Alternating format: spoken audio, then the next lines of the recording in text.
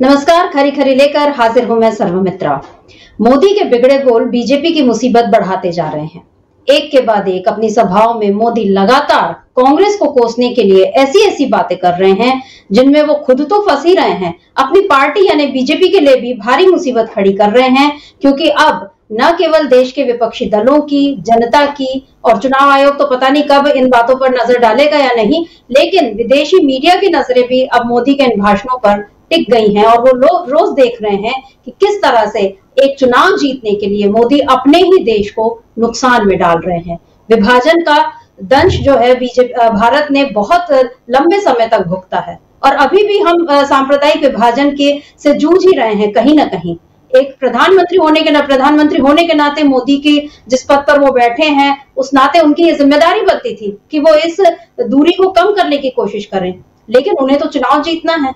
मोदी को केवल अपनी सत्ता से मतलब है, अपनी कुर्सी से मतलब है और अपने दो चार उद्योगपति मित्रों से मतलब है। इस वक्त तो यही दिख रहा है, क्योंकि वो लगातार कांग्रेस को घेरे में रखने के लिए या उस पर आरोप लगाने के लिए वो ऐसी बातें कर रहे हैं जिनसे हिंदू मुसलमान के बीच की खाई और बढ़ जाए, लोगों में आपसी संदेह बन जाए, लोगों का एक दूसरे पर से भरोसा उठ जाए, लोगों का दूसरे दलों पर से भरोसा उठ जाए। क्योंकि झूठ के पैर हालांकि नहीं होते हैं, इसलिए झूठ ज्यादा दिन तक टिकता नहीं है, लेकिन फिलहाल मोदी के हाथ में पूरा प्रचार तंत्र है और वो प्रधानमंत्री हैं तो बहुत से लोग उनकी बात को सच में मान सकते हैं। लेकिन गनीमत है कि इस देश की जनता में इतनी जागरूकता है कि वो मोदी की हर बात को 100% सच नहीं मान रही है। पहले मान चुकी, 10 साल भुगत लिया उस जनता ने भी, इसलिए अब जनता भी जागरूक हो गई है। और इसका प्रमाण मिला हमें पहले चरण के मतदान में, जहां पर ये खबरें आई कि जहां जहां 102 सीटों पर जहां पर वोट डले हैं वहां पर बीजेपी की हालत बहुत अच्छी नहीं है। और इसको देखकर ही मोदी इतने घबरा गए, बौखला गए कि अब उनके बोल जो हैं बहुत बिगड़ गए हैं। परसों उन्होंने राजस्थान में कांग्रेस के लिए जो कुछ कहा कि वो संपत्ति जो है आपके मंगलसूत्र को छीनकर मुसलमानों में बांट देना चाहते हैं, आपकी संपत्ति को मुसलमानों में बांट देना चाहते हैं। फिर वो कल अलीगढ़ पहुंचे, वहां उन्होंने फिर वही सारी बातें कही। आज फिर मोदी राजस्थान में थे और आज संयोग है कि हनुमान जयंती भी है, तो यहाँ पर मोदी ने बजरंगबली की एंट्री करा दी, क्योंकि उन्हें लगा कि मौका भी है, दस्तूर भी, तो चलो मैं फिर एक बार सांप्रदायिक यहाँ पर खेल करने की कोशिश कर लेता हूँ। और फिर उन्होंने बजरंगबली को लेकर वापस एक झूठ बोला। कर्नाटक में जो कुछ हुआ उस घटना का झूठा वर्णन यहाँ पर मोदी ने किया। तो कुल मिलाकर मोदी की सारी बातें, यानी वो इधर बोलते नहीं है और 2 मिनट में वो सारा कच्चा चिट्ठा सामने आ जाता है कि किस तरह से उन्होंने झूठ बोला है। लेकिन फिर भी मोदी ये झूठ बोले जा रहे हैं और इस तरह वो अपने बयानों से बीजेपी की मुसीबत ही बढ़ा रहे हैं। तो आज मोदी के इन बयानों से बीजेपी की मुसीबत किस तरह से बढ़ रही है, इस पर हम खरी खरी चर्चा करेंगे। हमारे साथ मौजूद हैं हमारे ऑनलाइन एडिटर अमलेंदु उपाध्याय जी। अमलेंदु जी नमस्कार, बहुत बहुत स्वागत इस कार्यक्रम में। अमलेंदु जी, आज मोदी फिर राजस्थान में थे और वहां फिर से उन्होंने बजरंगबली की आज उन्होंने एंट्री करा दी। एक बार हम देख चुके हैं कि कर्नाटक चुनाव के वक्त मोदी ने बजरंग दल पर बैन को बजरंगबली का अपमान से जोड़ दिया था। आज उन्होंने कर्नाटक की एक घटना का झूठे तरीके से यहाँ प्रस्तुत किया और उसके अलावा भी यहाँ उन्होंने परसों यानी राजस्थान में ही बांसवाड़ा में जो कुछ उन्होंने बातें कही थी जिसका झूठ सामने आ गया, उसके बाद मोदी आज उसी बात को फिर से दोहराते हुए ये कह रहे हैं कि नहीं मैं सही कह रहा हूं और बाकी तमाम लोग गलत हैं। जबकि देश में भी बहुत लोगों ने इसके खिलाफ आवाज उठाई और विदेशियों में भी अब इसके खिलाफ आवाज उठ रही है या उसकी आलोचना हो रही है कि किस तरह से मोदी अपने ही देश को नुकसान में डाल रहे हैं। तो मोदी के बयान जो हैं क्या बीजेपी की मुसीबत बढ़ा रहे हैं, ये मैं आपसे जानना चाहती हूँ। लेकिन पहले हम अपने दर्शकों को वो सुना देते हैं कि आज राजस्थान में मोदी ने क्या कहा। मेरा एक 1.5 मिनट का भाषण, 90 सेकंड का भाषण, और मैंने कुछ सत्य देश के सामने रखा और पूरी कांग्रेस और इंडी गठबंधन में ऐसी भगदड़ मची है, ऐसी भगदड़ मची है। मैंने सत्य रखा देश के सामने। कांग्रेस आपकी संपत्ति छीनकर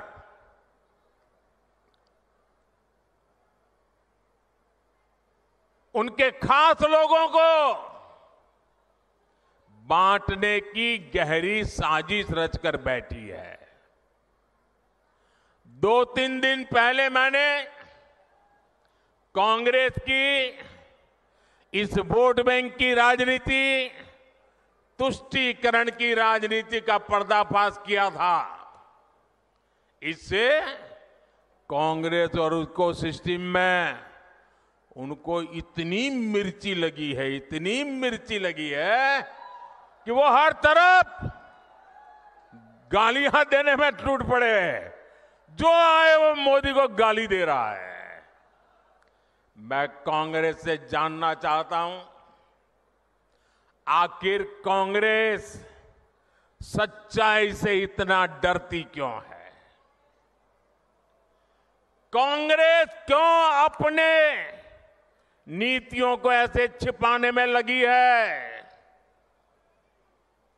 जब आपने नीति बनाई है, निर्णय लिया है, तो अब जब मोदी जी ने खुल करके राज रख दिया, आपका हिडन एजेंडा बाहर आ गया, तो अब कांप रहे हो? अरे हिम्मत है तो स्वीकार करो, हम आपसे मुकाबला करने के लिए तैयार हैं।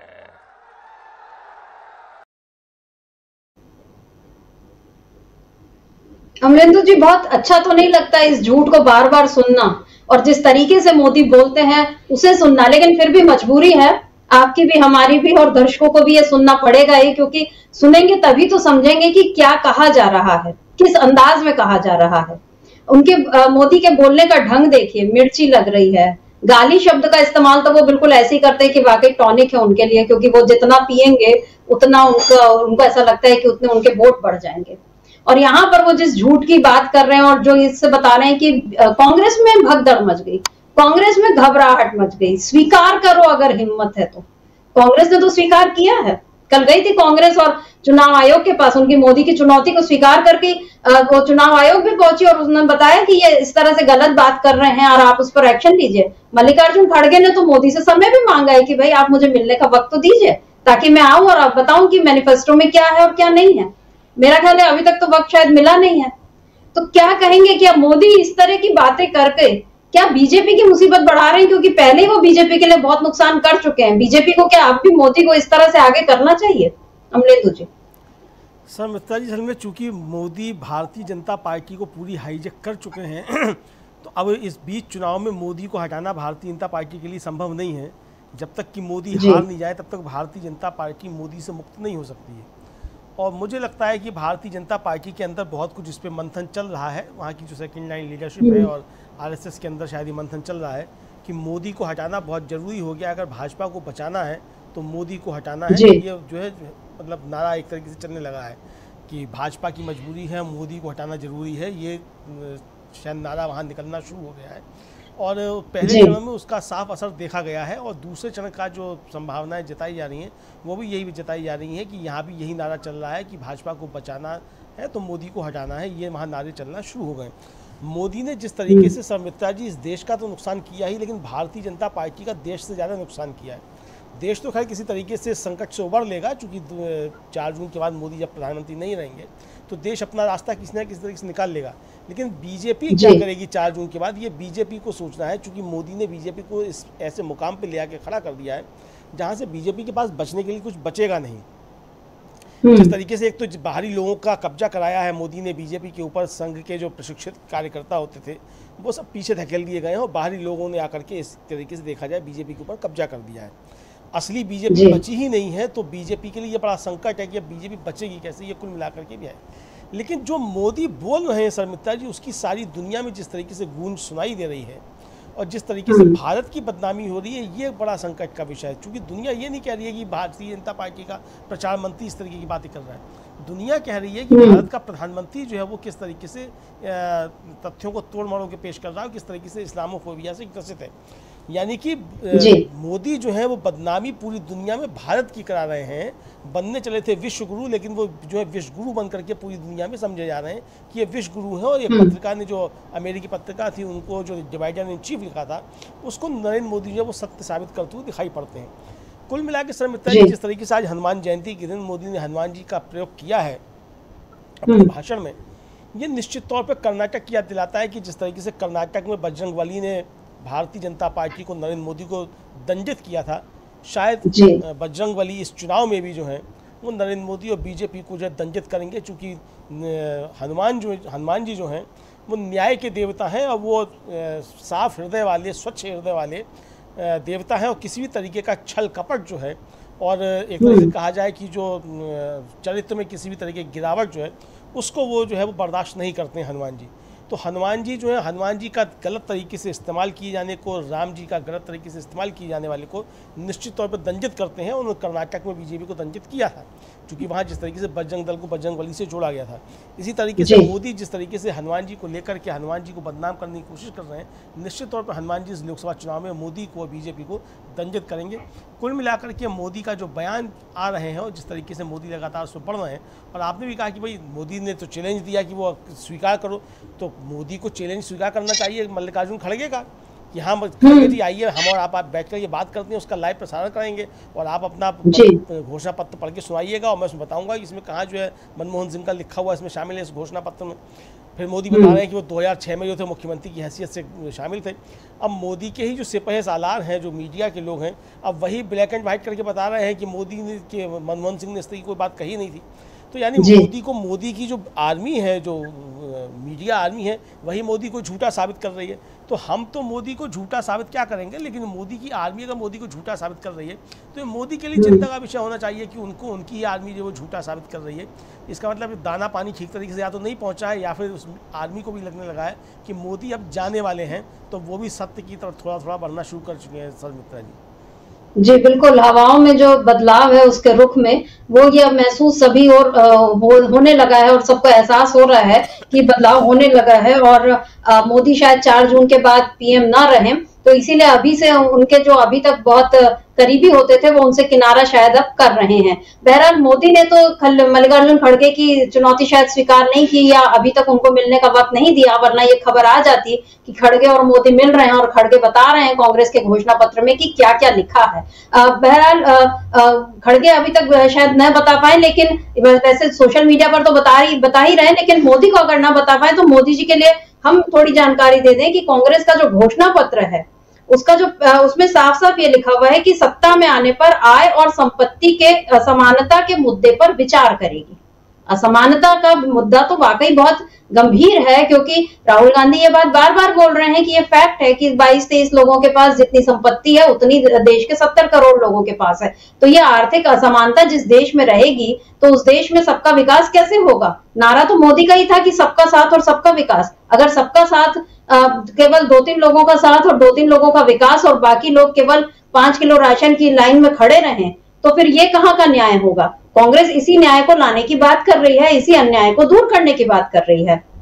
कांग्रेस के घोषणा पत्र जो उसका पहला अध्याय है उसका समानता शीर्षक है और उसमें लिखा हुआ है कि इसमें जातिगत भेदभाव की बात की गई है और लिखा है कि SC, ST और OBC भारत की आबादी में 70% हिस्सेदारी रखते हैं, लेकिन शीर्ष पदों और कारोबारों में उनकी भागीदारी काफी कम है।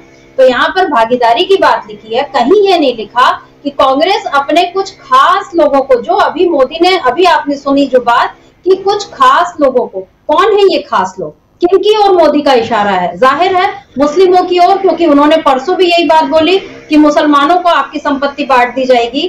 कल अलीगढ़ में भी कुछ उन्होंने ऐसी बातें कही थी और आज अभी हम देख रहे थे कि अब वो बजरंगबली की एंट्री मोदी ने करा दी है। बजरंगबली पर उन्होंने क्या कहा, इसको सुन लेते हैं।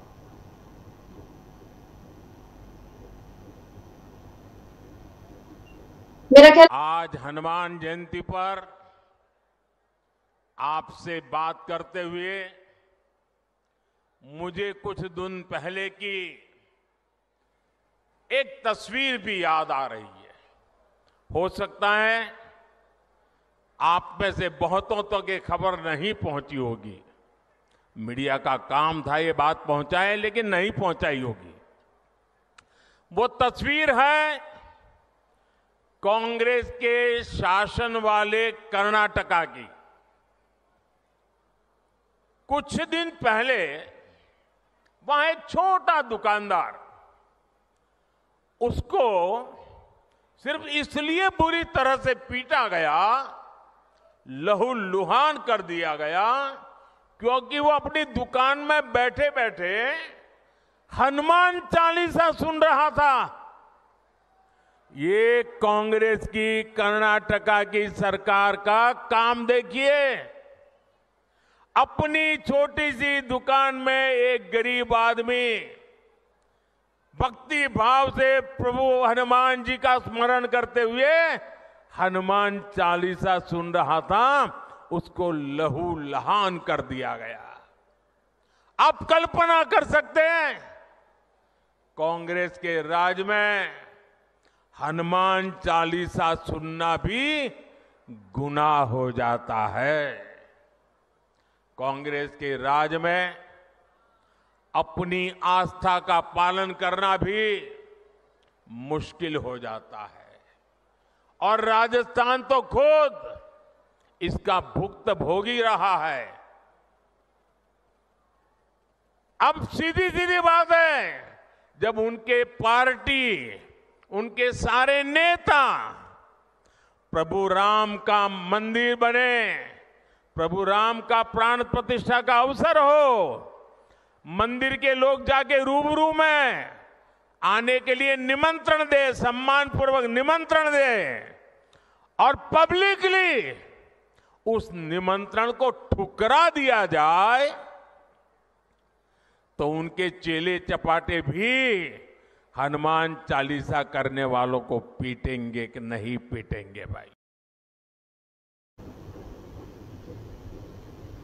बहुत ही खराब तरीके से मोदी एक बार फिर धर्म को लेकर यहाँ पर विभाजन करने की कोशिश करते हुए दिखाई दे रहे हैं, और कांग्रेस को लेकर फिर उन्होंने वही झूठ बोला जो इस बार वो जब से राम मंदिर का उद्घाटन किया उसके बाद से हर मंच से वो ये बोल रहे हैं कि कांग्रेस का पाप है, कांग्रेस को हमने बुलाया वो नहीं आई, कांग्रेस ने बड़ा अनर्थ कर दिया, कुछ इसी तरह से वो बोल रहे हैं। हालांकि यहाँ भी खड़गे जी ने उन्हें चैलेंज किया था कि भाई आप मेरे और जैसे दलित समुदाय के लोगों को आप जिस दिन आने देंगे, या आपने खुद ने राष्ट्रपति को क्यों नहीं नए संसद के उद्घाटन पर बुलाया था। ये सारी बातें तो खड़गे जी ने की हैं। और यहाँ मोदी फिर जिस तरीके से यहाँ जो कर्नाटक वाली घटना का जिक्र कर रहे हैं अमलेंदु जी, ये घटना भी झूठ है। मतलब बिल्कुल मारपीट हुई थी और उस समय अजान चल रही थी और वो दुकानदार वहां पर हनुमान चालीसा सुन रहा था और 5-6 लोगों ने उसे पीटा था, लेकिन ये किसी भी तरह से सांप्रदायिक घटना नहीं थी। इसका खुलासा तो खुद वहां की पुलिस और वहां के जो बीजेपी एमएलए उन्होंने भी किया था। ये सब तेजस्वी सूर्या का ये सांप्रदायिकरण इसको पूरा उन्होंने किया था, क्योंकि उन्हें यहाँ पर एक मुद्दा मिल गया था, जबकि हकीकत कुछ और थी। वो आपसी लड़ाई थी और जिसमें 5-6 लोगों ने एक दुकानदार को पीटा था। संयोग से पीटने वाले मुस्लिम थे और पिटने वाला हिंदू था। लेकिन ऐसे झगड़े लड़ाई इस देश में हमेशा से होते रहे हैं और इसमें कभी कोई ऐसी बात नहीं हुई। और जिस कांग्रेस की बात जो वो बोल रहे हैं कि यहाँ पर अब आपको रामनवमी नहीं मनाने दी जाएगी और हनुमान चालीसा नहीं पढ़ने दी जाएगी, तो अमलेंदु जी 60 साल तो कम से कम कांग्रेस ने राज किया ही है। कभी भी तो हिंदुत्व ऐसे खतरे में नहीं आया जिसका डर मोदी इस समय दिखा रहे हैं। तो क्या ये एक झूठी बात को इस तरह से बताकर, हम लोग बहुत पहले बचपन में किस्से कहानियों में सुनते थे गप्पी लोगों की बातें, जो गपोड़ शंख होते हैं वो बहुत बड़ी बड़ी गप्पे हाँकते हैं, लेकिन यहाँ तो ये गप्पे हाँकने का ये रिकॉर्ड ही तोड़ रहे हैं। ये तो झूठ पे झूठ बोले जा रहे हैं। आखिर ये किस तरह से अपना इतिहास में नाम दर्ज कराएंगे कि भारत में एक प्रधानमंत्री ऐसा भी हुआ जिसे 2 टर्म लगातार मिले, लेकिन उसके बाद भी सत्ता में बने रहने के लिए वो अपने काम नहीं गिना पाया, उसको केवल झूठ का सहारा लेना पड़ा। और क्या वो इस झूठ का सहारा लेकर सत्ता में बने रह पाएंगे अमलेंदु जी? संमित्रा जी, एक तो भारत का इतिहास लिखा जाएगा तो ये 10 साल जो है वो काले अध्याय के रूप में इतिहास में लिखे जाएंगे कि ये भारत का काला अध्याय था, जब भारत की जनता ने गलती करके एक ऐसे व्यक्ति को प्रधानमंत्री चुन लिया जो लगातार मिथ्यावाचन करता था और जिसके पास सत्य बोलने के लिए नहीं था, वो सिर्फ और सिर्फ मिथ्यावाचन ही करता था। तो ये इतिहास में दर्ज किया जाएगा।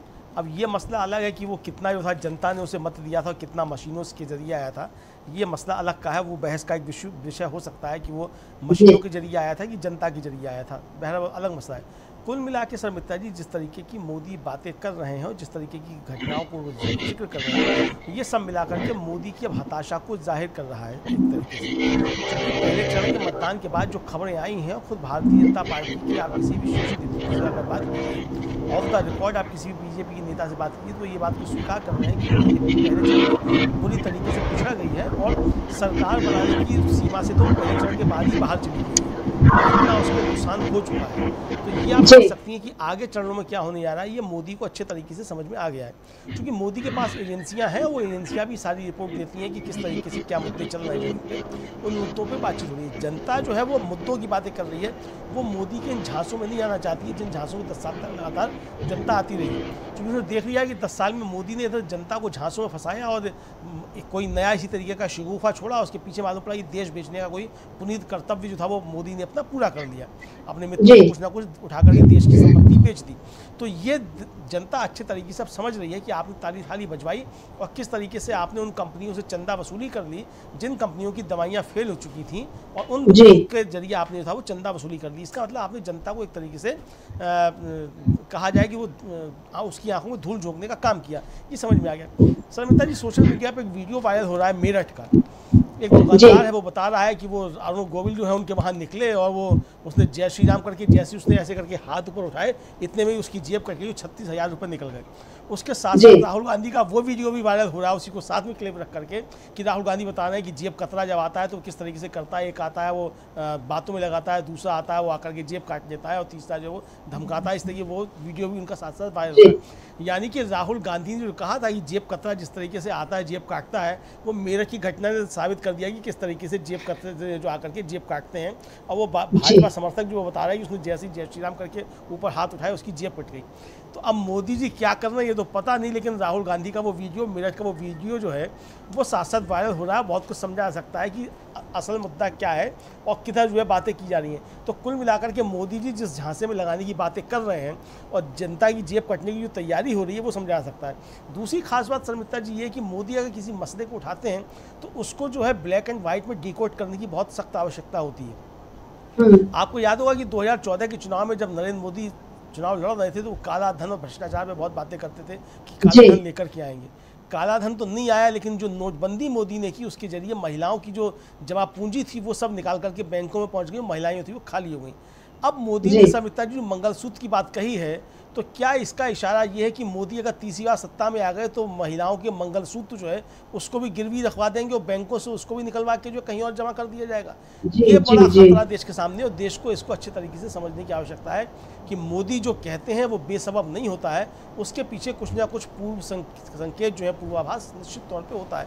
तो मोदी ने अब जिस तरीके से मंगलसूत्र की बात कही है, इसका मतलब समझा जा सकता है कि अगली तैयारी मोदी की है कि अगर सत्ता में आते हैं तो जिस तरीके से नोटबंदी करके महिलाओं का जो बचत थी उसको बैंकों में जमा करवा के अपने मित्रों को बांट दिया, उसी तरीके से महिलाओं के मंगलसूत्र भी मोदी रखवा लेंगे। ये खतरा जो है देश के सामने एक है। मुझे लगता है कि जनता इस खतरे को अच्छे तरीके से भांप रही है और इसलिए मोदी की परेशानी बढ़ती जा रही है कि वो समझ रहे हैं कि जनता जो है उनके असली एजेंडे को और उनकी असली नीतियों को अच्छे तरीके से समझ रही है कि मोदी करना क्या चाहते हैं और बोलते मोदी क्या है, ये सबके सामने अच्छे तरीके से आता जा रहा है।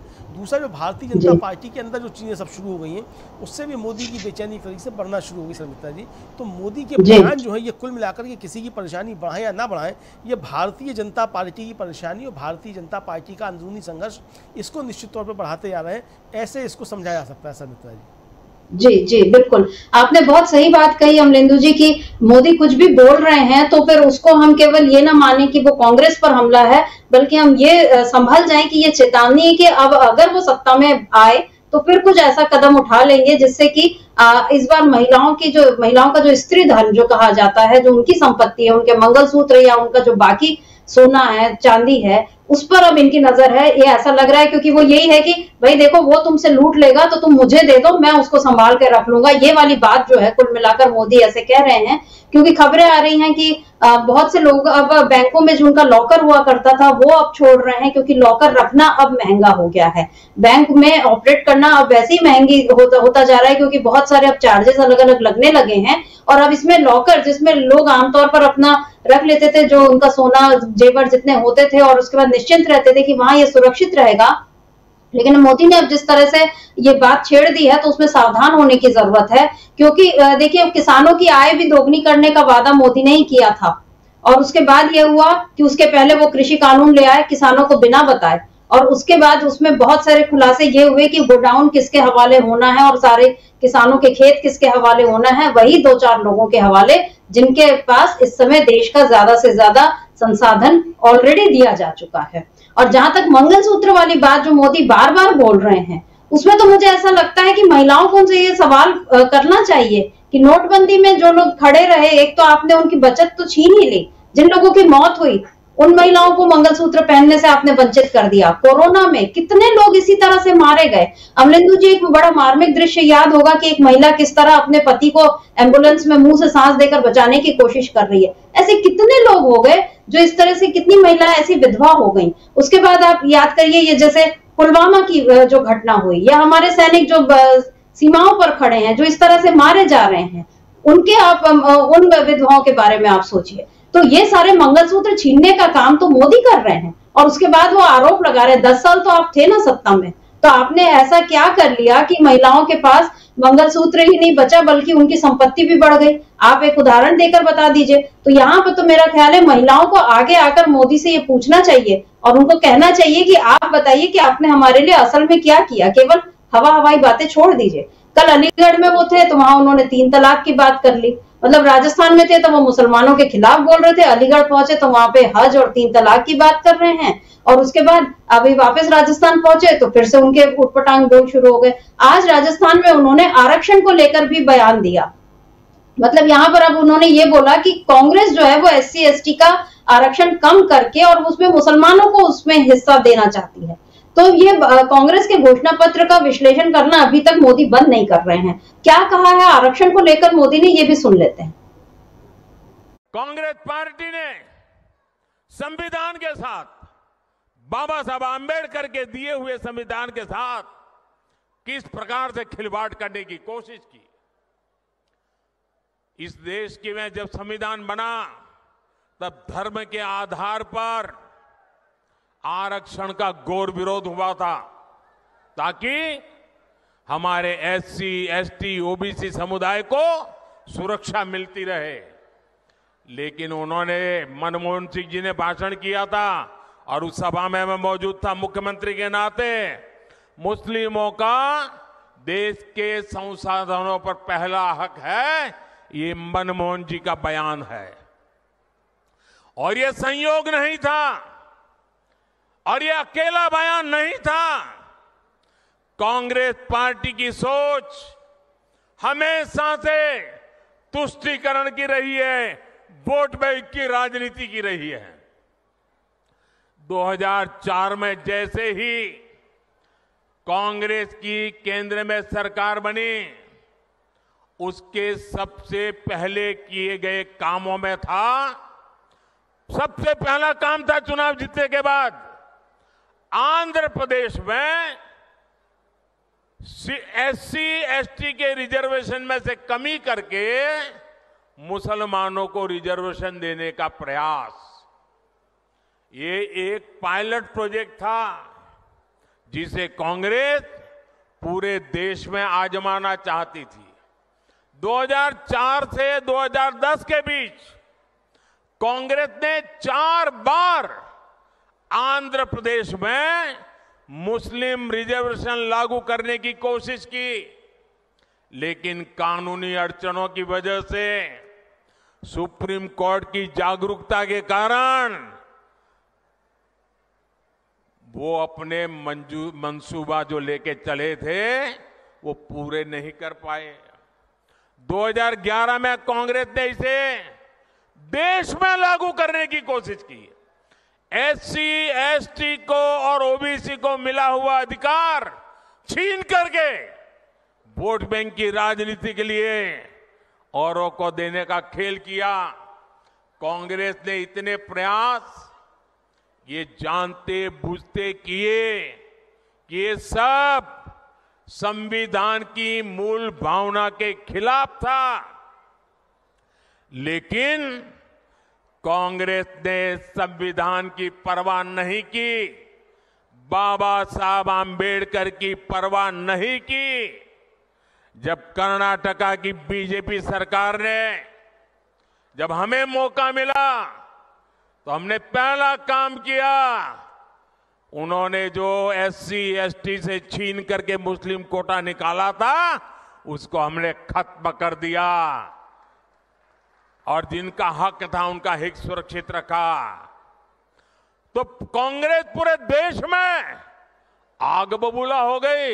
ये मोदी समझता क्या है? अरे मोदी संविधान को समझता है, मोदी संविधान को समर्पित है, मोदी बाबा साहब आंबेडकर की पूजा करने वाला व्यक्ति है। साथियों, सच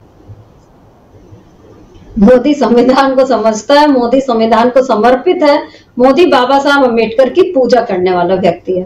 मोदी ये जो बार बार खुद को अब संविधान का बिल्कुल भक्त बता रहे हैं, बाबा साहब का भक्त बता रहे हैं, अमरेंदु जी, क्या मोदी अब कांग्रेस के उसमें आ चुके हैं कि कांग्रेस ने अब गेम खेला है कि आप संविधान को खत्म करने वाले हो? ये बात हमने पूरे देश में फैला दी है। तो क्या मोदी अब कांग्रेस की पिच पर खेलने को मजबूर हो गए हैं? दूसरी बात, अगर मैं गलत हूं शायद, क्योंकि जो अभी मैं सुन रही थी कि बात उन्होंने की थी कि आंध्र प्रदेश में कांग्रेस ने पहला काम ये किया, और जब वो बोल रहे कि जब मैं आया तो कर्नाटक में मैंने वो कहते, मतलब वो क्या बोलना चाह रहे हैं? आंध्र प्रदेश की बात कर रहे हैं और फिर कर्नाटक पर उतर आए, यानी इसमें झूठ तो है। मतलब मुझे लगा मेरे सुनने में गलती हो गई, तो मैंने सोचा आपसे समझ लूं, लेकिन कह तो वो यही रहे हैं। और उसके बाद अगर वो 2004 में कांग्रेस का पायलट प्रोजेक्ट था और अगर उसमें SC ST को आपत्ति हुई या उनको कोई तकलीफ हुई होती, तो क्या फिर वो 2009 में वापस कांग्रेस को चुनती, UPA को चुनती? क्योंकि 2 बार लगातार कांग्रेस को उसकी जन कल्याणकारी नीतियों के कारण ही चुना गया था। तो मोदी यहाँ जो झूठ बोलकर खुद को फंसा रहे हैं और जो संविधान पर बार बार आ रहे हैं, क्या ये कांग्रेस के पिच पर अब मोदी को उतरना उनकी मजबूरी हो गई है, क्योंकि वो समझ गए कि अब मैं और किसी तरह से नहीं खेल पाऊंगा?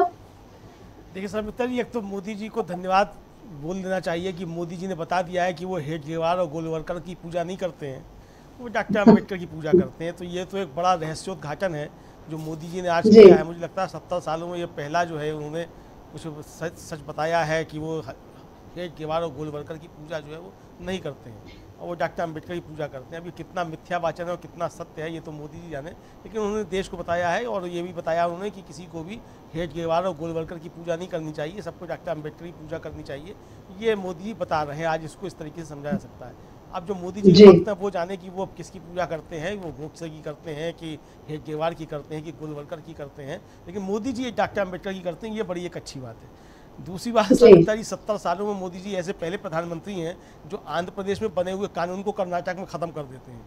तो ये भी अजूबा मोदी जी करके दिखा रहे हैं, 70 सालों में ऐसे पहले प्रधानमंत्री हैं। तो ये भी रिकॉर्ड जो है मोदी जी के नाम है, क्योंकि आंध्र प्रदेश में कोई कानून बनता है वो मोदी जी कर्नाटक में जाकर के खत्म कर देते हैं जब उनकी सरकार आती है, और उसके बाद फिर वहाँ की जनता जो है कर्नाटक की वो चुन लेती है कांग्रेस की सरकार को, आंध्र प्रदेश की सरकार भी चुन लेती है कांग्रेस को। कुल मिलाकर के मोदी जी के कारनामे जो हैं वो देश के सामने सब आ रहे हैं, ये अच्छे तरीके से समझाया जाता है। कुल मिलाकर समिता जी बात यही है कि मोदी जी जो हैं वो अब मजबूर हो गए हैं कि वो जो कांग्रेस ने पिच तैयार किया उस पर आकर के खेलें, चूँकि कांग्रेस उनकी पिच पे नहीं खेल रही है।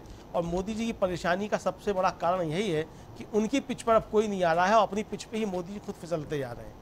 मतलब जो बॉल वो फेंक रहे हैं वो आकर के एक तरीके से कहा जाए वो स्टंप आउट उन्हीं को कर रही है, मोदी जी को खुद ही वो लौट करके आ रही है तो मोदी जी को ही स्टंप आउट कर रही है। तो ये मोदी जी की दिक्कतें जो है वो बढ़ती जा रही है। तो मोदी जी का जिस तरीके से विचलन जो है और भटकना जो है ये आगे आने वाले समय में और बढ़ता जाएगा, क्योंकि पूरे देश के अंदर ये मैसेज चला गया है कि मोदी अब संविधान को ख़त्म करना चाहते हैं और संविधान को ख़त्म करके यहाँ ये मनुस्मृति राज लागू करना चाहते हैं। ये एक तरीके से पूरे देश के अंदर मैसेज चला गया है। लोगों को लगने लगा है कि मोदी अगर तीसरी बार आ गए तो ये इस देश के संविधान को भी ख़त्म कर देंगे, लोकतंत्र को भी ख़त्म कर देंगे और फिर चुनाव नहीं होगा। और देश जो है वो इसी दिशा में बढ़ करके चुनाव में जा रहा है। लोग इसीलिए वोट करने के लिए जा रहे हैं कि किसी भी तरीके से संविधान को, लोकतंत्र को, आरक्षण को बचाना है। क्योंकि मोदी का एजेंडा जो है, जो RSS का एजेंडा है, वो सामने लोगों के सामने खुल करके आ चुका है। जिस तरीके से मोहन भागवत के पहले बयान आ चुके हैं, दत्तात्रेय होसबोले के पहले बयान आ चुके हैं, आरक्षण को लेकर के जिस तरह की समीक्षा की बातें की गई हैं। अब ये संदेश साफ तौर पर चला गया है कि अगर बीजेपी तीसरी बार सत्ता में आती है तो सबसे पहले ये आरक्षण को खत्म करने का काम करेगी जी। ये संदेश SC ST और OBC तीनों के अंदर चला गया है और लोग अच्छे तरीके से समझ रहे हैं कि मोदी का और बीजेपी का असली एजेंडा असल में है क्या। ये बातें देश के सामने आ चुकी हैं। तो मोदी की परेशानी इसीलिए बढ़ती जा रही है कि उन्हें लग रहा है कि देश उनकी बातों को, उनकी चालाकियों को अच्छे तरीके से समझ गया है और उनके किसी भी तरीके के इस तरीके के झांसे में देश आने वाला नहीं है। तो जिस तरीके से ये बातें साफ होती जाएंगी तो मोदी की भाषा का स्तर और नीचे जो है गिरता चला जाएगा। हालांकि अभी भी कोई कम गिरा हुआ स्तर नहीं है, लेकिन इससे भी नीचे गिरा स्तर क्या हो सकता है, लेकिन मोदी इसको सच साबित करके दिखाएंगे कि वो इससे निचले स्तर पर भी जा सकते हैं। तो कुल मिला के संमित्रा जी, 1 महीने का समय, लगभग 1 महीने से थोड़ा ज़्यादा का ही समय जो है पूरे चुनाव प्रक्रिया में अभी बचा है। तो हम इस 1 महीने से ज़्यादा के समय में, लगभग 1.25 महीने 1.5 महीने के बीच में जो है हम मोदी का जो है भाषा का स्तर लगातार गिरता हुआ देखेंगे। और देखेंगे कि जब एक चुनाव 1 जून को जो है जब आखिरी मतलब होगा चरण, उस समय जो है देखेंगे कि किस तरीके से सबसे निचला स्तर मोदी की भाषा का क्या होता है। ये जो है हमको जून के शुरू में और मई के आखिर में हमको सुनने को मिल जाएगा कि मोदी किस निचले स्तर तक जा सकते हैं। कुल मिला के संमित्रा जी, ये कि मोदी जिस तरीके के अपने बयान दे रहे हैं, इससे ये साफ जाहिर होता है कि मोदी बहुत ज़्यादा परेशान है। वो समझ रहे हैं कि भारतीय जनता पार्टी अब सत्ता से बाहर हो रही है। पहले चरण के मतदान ने स्पष्ट कर दिया है कि भारतीय जनता पार्टी को जबरदस्त तरीके से नुकसान हो चुका है। ये भी स्पष्ट हो गया है कि देश के अंदर रोजी रोटी, रोजगार, स्वास्थ्य और चिकित्सा ये बड़े मुद्दे बन चुके हैं। जनता इन मुद्दों के आधार पर वोट करने जा रही है। जनता वो मोदी की बातों में नहीं आ रही है, बल्कि वो पूछ रही है जनता कि आपने 10 वर्षों में क्या काम किया देश के को, आप ये बताइए। आप जिन वायदों को करके सत्ता में आए थे 10 साल पहले, आपने उनमें से कितने वायदों को पूरा कर दिया, ये आप देश के सामने अपनी डिलीवरी रखिए। इस सरकार ने, संमित्रा जी आपको याद होगा कि जब बजट सत्र चल रहा था, जो यूपीए सरकार के 10 साल थे, उनका एक श्वेत पत्र जारी किया था। जनता कह रही है कि आप अपना जो है वो अश्वेत पत्र जो है वो जारी कीजिए कि आपने इन 10 वर्षों में क्या क्या काले कारनामे किए हैं, ये आप देश के सामने बताइए। तो मोदी जी को अब देश को ये बताना है कि पिछले 10 वर्षों में मोदी जी की सरकार ने पिछले 10 वर्षों में क्या क्या काले कारनामे किए हैं, किस तरीके से जनता की दुश्वारियां बढ़ाई हैं, किस तरीके से उनकी नीतियों के चलते देश के अंदर महंगाई बढ़ी है, किस तरीके से लोगों से स्वास्थ्य, शिक्षा और रोजगार छीने गए हैं। ये मोदी को बताना है कि पिछले 10 वर्षों में उन्होंने किस तरीके से काले कारनामे उनकी सरकार ने किए, वो किस तरीके से किए हैं, किस तरीके से देश की संपत्तियां उनके मित्रों को बेची गई हैं औने पौने दामों में। ये भी मोदी को जवाब देना है। कुल मिलाकर के संमित्रा जी, ये पूरा चुनाव जो है भारतीय जनता पार्टी के पिछले 10 वर्षों के दौरान क्या क्या देश के साथ नुकसान किए गए हैं और किस तरीके से बीजेपी ने देश का नुकसान किया है, इस पे आकर के सिमट गया है। और इस पे आकर के सिमट गया है कि ये भारतीय जनता पार्टी को अब ये मौका किसी हाल में भी नहीं देना है कि वो इस संविधान के साथ या लोकतंत्र के साथ किसी भी तरीके का छल कपट कर पाए। कुल मिलाकर के चुनाव इस पे आकर टिक गया है और यही मोदी की, भारतीय जनता पार्टी की सबसे बड़ी परेशानी का सबब है। जी बिल्कुल, ये मोदी और बीजेपी की सबसे बड़ी परेशानी तो है ही है। और मुझे ऐसा लग रहा है कि इस समय कांग्रेस ने जिस तरह पूरे देश में ये बता दिया है कि मोदी अगर सत्ता में आए तो वो संविधान बदल देंगे। और कांग्रेस क्यों खुद से बोल रही है, क्योंकि यहाँ तो बीजेपी के नेता और सांसद ही ये बात बोल चुके हैं, उम्मीदवार उनके ये बात बोल रहे हैं कि अगर हमें 400 से ज्यादा सीटें मिली तो हमको संविधान बदलने में आसानी होगी। तो मोदी से तो यहाँ सवाल यही किया जाना चाहिए कि अगर आप संविधान की पूजा करते हैं, अगर आप बाबा साहेब को इतना मानते हैं कि आप उनके बनाए संविधान पर बिल्कुल कोई आंच नहीं आने देंगे, तो सबसे पहले आप उन नेताओं को पार्टी से बाहर करने का रास्ता दिखाइए। वो तो आपने अभी तक किया नहीं। और दूसरी बात, अमरिंदु जी, यहाँ जिस आरक्षण की बात अब मोदी कर रहे हैं, मुझे से याद पड़ता है कि बिहार चुनाव में एक बार मोहन भागवत ने ये आरक्षण को लेकर बयान दे दिया था और उसका फिर बड़ा नुकसान हुआ था बीजेपी को। और इस बार भी कुछ बीजेपी को ऐसे ही डर लगा हुआ है, क्योंकि राहुल गांधी ने और कांग्रेस के घोषणा पत्र में उन्होंने, राहुल गांधी तो बार बार अपनी रैलियों में ये बोलते ही रहे हैं कि हम सबकी जितनी जिसकी आबादी उसको उतना हक मिलेगा। और यहाँ पर कांग्रेस के घोषणा पत्र में भी जो न्याय की बात की जा रही है वो यही है। और उसमें वो आरक्षण की बात चाहे किसी भी तरह से करे, लेकिन कांग्रेस ने कहीं ये नहीं कहा कि वो SC ST और इन सब के आरक्षण को घटाएगी और उसको मुसलमानों को देगी। लेकिन यहाँ मोदी फिर से एक झूठा नैरेटिव बना रहे हैं अमरिंदु जी। और मोदी के इन झूठे नैरेटिव्स पे अब विदेशों में भी ये हेडलाइंस बन रही हैं। मैं आपको कुछ सुनाती हूँ। जैसे ये डॉचे वेले ने ये लिखा है कि will the outcome of India's election increase in tolerance, मतलब कि अगर यहाँ पर बीजेपी के पक्ष में अगर मतदान वो नतीजे आ गए तो क्या भारत में असहनशीलता, असहिष्णुता फिर से बढ़ जाएगी।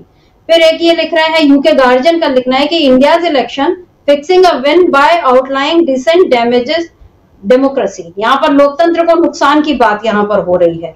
फिर उसके बाद जैकोबिन मैगजीन एक है, उसने लिखा है कि Narendra Modi is preparing new attack on democratic rights. ये अलग अलग जगहों पर तमाम दुनिया भर में जो अखबार हैं, पत्रिकाएं हैं, वेबसाइट्स हैं, चैनल्स हैं, वो लोग अब मोदी के भाषणों की इस तरह से समीक्षा कर रहे हैं और उसमें ये लगातार भारत के लोकतंत्र को लेकर चिंताएं जताई जा रही हैं। मोदी ने जो ये कुछ दिनों पहले कहा था, जब एलन मस्क का दौरा रद्द हो गया था, उसके बाद उनका ये बयान आ गया कि देश के ताकतवर लोग विदेशी ताकतों के साथ मिलकर मेरे खिलाफ साजिश रच रहे हैं। तो यहाँ पे सवाल तो यही था कि 10 साल से तो आप हैं सत्ता में, सारी संस्थाएं संसाधन आपके पास हैं, आपसे ज्यादा ताकतवर कौन है? जो 2 देश के सबसे अमीर लोग, दुनिया के अमीरों की सूची में जिनका नाम आता है, वो आपके करीबी हैं। तो फिर आपसे ज्यादा ताकतवर कौन है? किनकी ओर आखिर मोदी इशारा कर रहे हैं? मतलब यहाँ पर बहुत सारे इस समय ऑस्ट्रेलिया, न्यूयॉर्क, मतलब अमेरिका, ब्रिटेन, तमाम जगहों पर मोदी के खिलाफ हेडलाइंस बन रही हैं। अमलेंदु जी, क्या इससे भारत की छवि पर, मतलब ये जो भारत का डंका बजाने चले थे, क्या ये भारत को बहुत नुकसान में करके जाएंगे मोदी? मतलब 4 जून को जाना तो इनका लगभग तय दिख रहा है। परसों सेकंड फेज का इलेक्शन है और आज हम मोदी की भाषा सुनकर समझ सकते हैं कि उनको सेकंड फेज में भी कुछ अच्छा होने की उम्मीद तो नहीं दिख रही है। तो क्या ऐसे में ये लग रहा है कि 4 जून को जब ये विदा लेंगे, क्योंकि नॉर्थ ब्लॉक में वायुसेना भवन में आग लगनी शुरू हो चुकी है, अभी पता नहीं और कहां आग लगेगी और क्या क्या जलेगा, खाक होगा, कौन कौन सी फाइलें अभी सब मिट्टी में मिल जाएंगी, लेकिन क्या मोदी भारत का नुकसान करके जाएंगे? अमलेंदु जी, निश्चित तौर पर राजीव जी, मोदी भारत का बहुत नुकसान कर चुके हैं और इससे ज्यादा नुकसान आप क्या करेंगे जितना मोदी नुकसान कर चुके हैं। कुल मिलाकर के देश के सामने आखिरी मौका है कि देश का नुकसान होने से बचा लिया जाए, तो जनता इसी मसले को लेकर के जाए वोट करने के लिए। दूसरा राजीव शर्मिष्ठा जी, जो मशीनों को लेकर के बात की जाती है, तो लोगों को सुप्रीम कोर्ट के फैसले का इंतजार करना चाहिए और ये समझ लेना चाहिए कि जब तक वो फैसला नहीं आता है तब तक तोते की जान जो मशीनों में बताई जा रही है, तो तोता फड़फड़ा बहुत रहा है, चूंकि वो मशीनों में वो बहुत कुछ कर नहीं पा रहा है। आप इसको समझ सकते हैं, पहले चरण का मतदान जो है उससे समझा जा सकता है कि मशीनों में वो तोता कुछ कर नहीं पाया है कुल मिलाकर के, तो ये सब लोग समझ नहीं तरीके से। तो इसलिए आप अपने देश के संविधान को बचाने के लिए और लोकतंत्र को बचाने के लिए हर हाल में वोट करने के लिए तो जरूरी है। पहली चीज़ तो ये है। दूसरी शर्मिष्ठा जी, ये आपने बताया कि जिस तरीके से देश के अंदर और जो बातें हो रही हैं और विदेशों में उसकी जो रिपोर्टिंग हो रही है, उससे भारत की छवि बहुत जो है वो धूमिल हो रही है। ये देश जो था, गांधी, नेहरू और बुद्ध का देश जो था, उसको अब ये कहा जा रहा है कि यहाँ एक तरीके से मोदी आ गए हैं, तो मोदी अब इस देश को बदनाम कर रहे हैं और इस देश की छवि को खराब कर रहे हैं। कुल मिलाकर के शर्मिष्ठा जी, 70 सालों में देश ने जो अपनी छवि बनाई थी, उसको मोदी ने 10 वर्षों में बहुत बुरी तरीके से धूल धूसित कर दिया है और देश की छवि को बहुत ज़्यादा ख़राब किया है। यहाँ तक कि कई देशों की संसद में जो है हमारे खिलाफ प्रस्ताव पारित होने लगे भारत के खिलाफ, और संयुक्त राष्ट्र का जो है वो अगर ये कहे कि हम भारत की चुनावी प्रक्रिया पर नज़र रखे हुए हैं कि यहाँ क्या चल रहा है और यहाँ की न्यायिक प्रक्रिया में क्या चल रहा है, इसको देकर के संयुक्त राष्ट्र टिप्पणी करे, तो आप समझ सकती हैं कि भारत की छवि मोदी ने कितनी ज़्यादा पूरी दुनिया में ख़राब कर दी है। मोदी की पहले खुद भी कोई हैसियत नहीं थी और आज भी कोई खुद की कोई हैसियत नहीं है। उनको पहले भी अमेरिका जो था, वो जब वो गुजरात के मुख्यमंत्री थे तब भी वीज़ा नहीं देता था, और 4 जून के बाद फिर उनको दूसरे देश जो वीज़ा नहीं देंगे, क्योंकि उनके ऊपर जो कलंक लगे हुए हैं, उन कलंक की वजह से उनको दूसरे देश जो हैं वो अपने यहाँ घुसने नहीं देते थे पहले भी। आज भी अगर मोदी कहीं जाते हैं तो वो नरेंद्र मोदी की हैसियत से नहीं जा रहे हैं, वो भारत के प्रधानमंत्री की हैसियत से जा रहे हैं। 4 जून के बाद मुझे लगता है कि ये उनका जाना रुक जाएगा तमाम देशों में, और फिर जो है भारत एक अच्छा, खुशहाल, समृद्ध भारत और एक प्रगतिशील भारत, तरक्की पसंद भारत जो है वो बनेगा। निश्चित तौर पे हम ये आशा करते हैं, लेकिन ये आशाएं तभी पूर्ण हो सकती हैं जब लोग जो हैं वो ज़्यादा से ज़्यादा संख्या में जाकर के अपना वोट जो है वो जाकर के देश के संविधान और लोकतंत्र को बचाने के लिए दें। शर्मिष्ठा जी, बिल्कुल, देश के संविधान को बचाना है तो हम ही को आगे आना पड़ेगा, क्योंकि आखिरकार संविधान हमारे लिए है और हम ही से बना है और हम ही इसको सुरक्षित रख सकते हैं। और ये विडंबना ही है कि जिस गांधी की बात आप कर रहे हैं अमलेंदु जी, और गांधी, नेहरू, बुद्ध, इन्हीं से पूरी दुनिया में भारत की पहचान होती थी। गांधी के 3 बंदरों की चर्चा होती थी और अब बंदर के हाथ में उस तरह वाली बात जो है वो अब होने लगी है। तो हम समझ सकते हैं कि देश किस बुरी हालत में पहुंच गया है। और सरकार कोई भी हो, कोई भी सत्ता में आए, इससे फर्क नहीं होता। फर्क बस इसी बात से पड़ता है कि कोई संविधान के साथ किस तरह से छेड़खानी करता है और किस तरह से लोकतंत्र को एक ऑटोक्रेसी में बदलने की कोशिश जो करता है। सवाल उसी पर है और सारी आपत्ति भी इसी पर है। किसी से कोई निजी दुश्मनी नहीं है, किसी पर कोई निजी आक्षेप नहीं होना चाहिए। राजनीति में एक शिष्टाचार हमेशा कायम रहना चाहिए, लेकिन ये दुर्भाग्य है कि इन 10 सालों में इस शिष्टाचार का पालन नहीं हुआ और अभी भी मोदी जो है उस शिष्टाचार को बिल्कुल खत्म करने पर तुले हुए हैं। जिस तरह से वो झूठ पर झूठ बोल रहे हैं, 10 साल के आप अपने कामों पर वोट मांग सकते थे, लेकिन आप कांग्रेस के पहले जब तक वो 10 साल कुछ काम नहीं करते रहे तो वो ये बताते रहे कि कांग्रेस ने इतने 70 सालों में देश का कितना नुकसान किया। वो कभी उन्होंने पूरे कार्यकाल के दौरान अपने कामों की बात नहीं की, और जब फिर अब जनता के बीच वो पहुंच रहे हैं तो अब भी वो अपने कामों के बारे में नहीं बता रहे हैं। अब वो ये बता रहे हैं कि कांग्रेस आएगी तो क्या नुकसान हो जाएगा। यानी पहले भी उन्होंने कांग्रेस की बात की, अभी भी वो कांग्रेस की बात कर रहे हैं। तो जब कांग्रेस से ही डील करना है लोगों को, तो क्यों ना वो कांग्रेस को ही वोट दे दे, या इंडिया गठबंधन को ही वोट दे दे, या बीजेपी को क्यों ना सत्ता से हटा दे। मतलब ये तो फिर अब जनता की अपनी चॉइस है कि वो क्या फैसला लेती है। लेकिन अगर मोदी को अपनी बात नहीं करनी है तो फिर वो सत्ता पर बने ही क्यों है। एक वो राहत इंदौरी का शेर है कि कुर्सी है तुम्हारी जनाजा तो नहीं, कुछ कर नहीं सकते तो उतर क्यों नहीं जाते। तो यहाँ पर सवाल मोदी से ही है कि अगर आप 10 सालों में कुछ नहीं कर पा रहे हैं तो आप किसी और को अपनी मतलब आप जनता को ये बोल दीजिए कि भाई आपको जो पसंद है आप उनको वोट दीजिए। आप कम से कम झूठ बोलकर डराइए तो मत, गुमराह तो मत करिए। तो अमलेंदु जी, आज इस चर्चा को हम यहीं विराम देते हैं। कल फिर किसी नए विषय के साथ हम हाजिर होंगे, और आप सभी का मैं शुक्रिया अदा करती हूँ, आप तमाम दर्शक जो हमारे साथ जुड़े रहे और इस चर्चा को सुना। और आप बने रहिए डीवी लाइव के